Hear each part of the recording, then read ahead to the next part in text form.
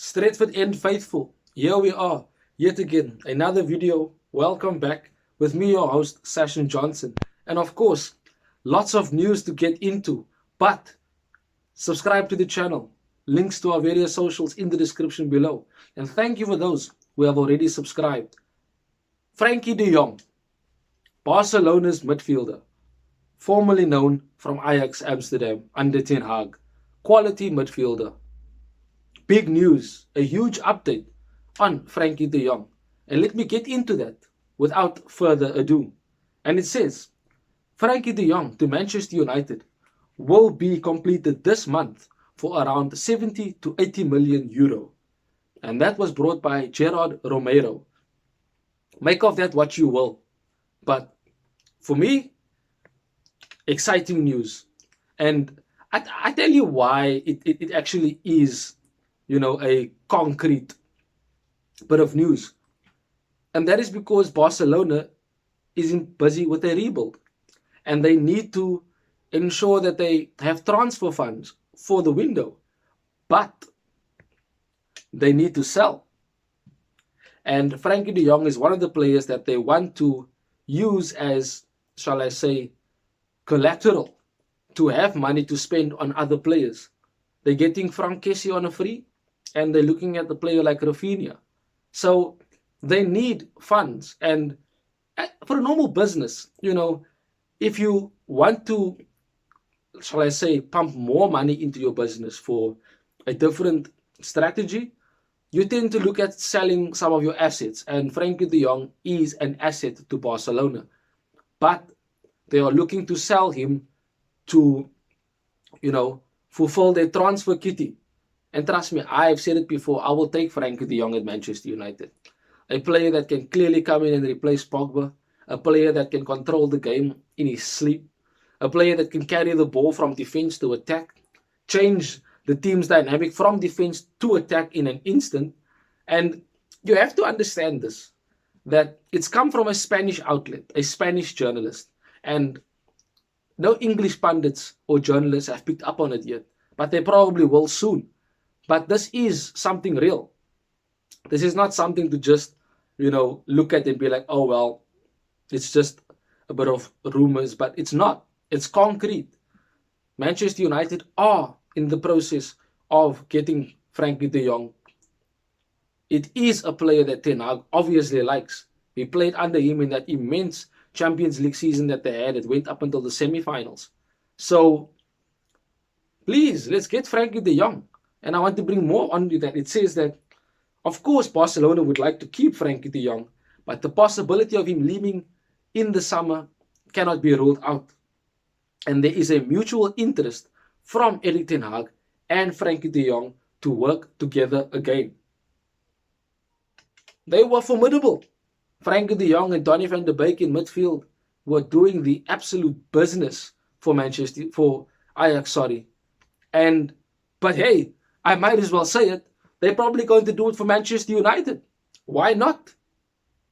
I mean, why not have a reunion at Manchester United? Why not play under Erik ten Hag again? Why not be a main man in midfield for him? Seriously, with Pogba going, someone like him coming in will completely transform our midfield. And yes, we might need a defensive midfield as well. But Frankie De Jong is a player who can play defensive midfield. He's in the same like of Sergio Busquets, Michael Carrick, who are not tough tacklers, but read the game very well and can control the game from the midfield. And that is the type of player that perhaps Ten Hag would like to have, which would allow him to have different strategies, different tactics on how to play. Frankie De Jong is quality. Because if you have, basically, how do I put it this way? If you have, midfielders in terms of a ranking, right? And you look at the players like Paul Pogba, Ruben Neves, Tchouameni, Haidara, Zakaria, Basuma, etc. All these players you have, but Frankie De Jong is above them. He's sitting right at the top. And you know why I say that? It's simply because he has come in and he has transformed Barcelona's midfield. There was never a complaint from Barcelona that he wasn't performing well, that he doesn't give his utmost best on the pitch. A true professional. And if he is the midfielder that we are going for, go get him at all costs. Frankie De Jong is absolute quality. And I would love to have him at Manchester United. I mean, him in midfield alongside Bruno, trust me, we would be creating chances for our forward, the likes of Ronaldo, potentially Darwin Núñez. You know, the wingers in the Rashfords and the Sanchos, they'll be loving having someone like Frankie De Jong in the team, who's able to spread passes, who's able to play through the eye of the needle, who has tremendous vision. But I don't want to stand here and brag about Frankie De Jong. I just wanted to tell you guys that a deal is being done, and it is potentially being done by the end of this month, or in this month for that matter. Let me know in the comments what you think about that news. I'm excited by it. I'm stunned by it, to be honest. I didn't expect it to come through. And it was said that, you know, Xavi doesn't want Frankie De Jong to go, but it is an economical issue. Barcelona needs money in order to spend more on other players, in order to give wages to new players. They need to let go of a few players. And Frankie De Jong is one of those players that they want to get rid of. And I would have him at Manchester United, hands down. I want to bring you a bit of news now about David de Gea. And Ralf Rangnick has recommended David de Gea to the board as an excellent goalkeeper. The club will have other priorities, and then we'll clarify the situation with de Gea. Guys, I've said it before. David de Gea is the number one. And even though Henderson is better with his feet and better with his distribution, and might be an asset for Ten Hag, David de Gea is still a number one shot stopper. He is still a quality goalkeeper. And we've seen it seasons gone by, and we've seen it this season. De Gea continuously saves us. Dave saves. Always. As obvious as that is, we know that he saves.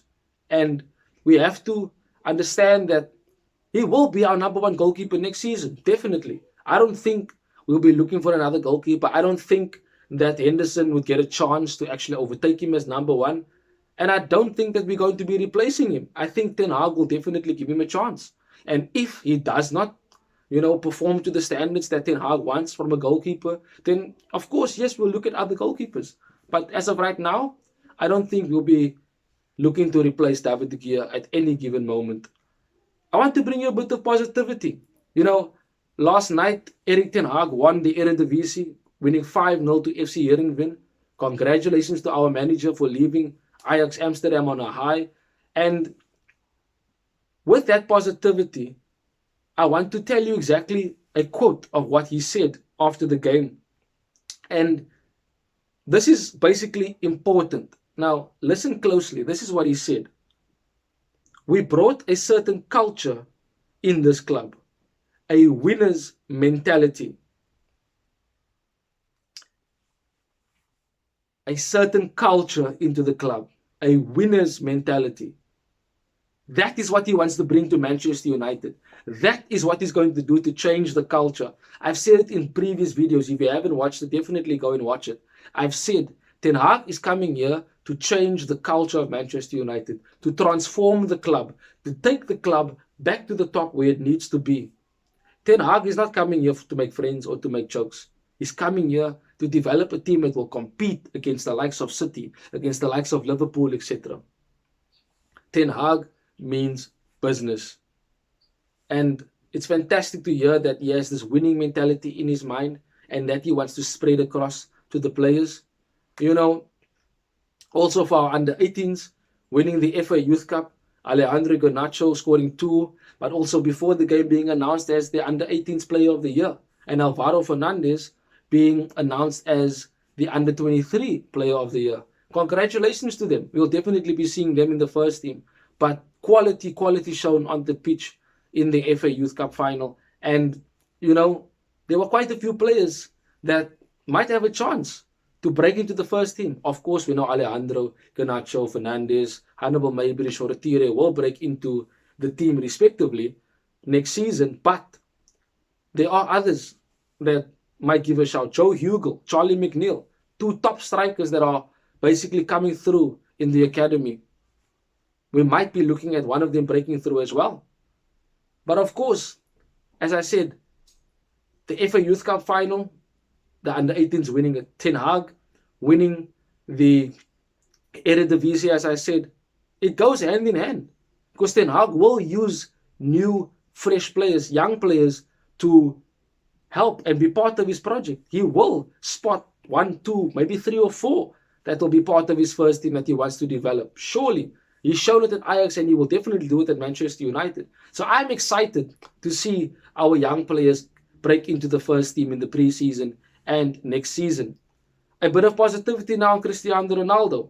He's won his 6th Player of the Month award for this season. And he is now the only player at Manchester United of all time to have won 6 Player of the Month awards, beating Wayne Rooney, who had the record of 5. Congratulations to him as well. And just listen to this. Ronaldo sent a video message to the Manchester United under-18 Youth Cup team before the final last night.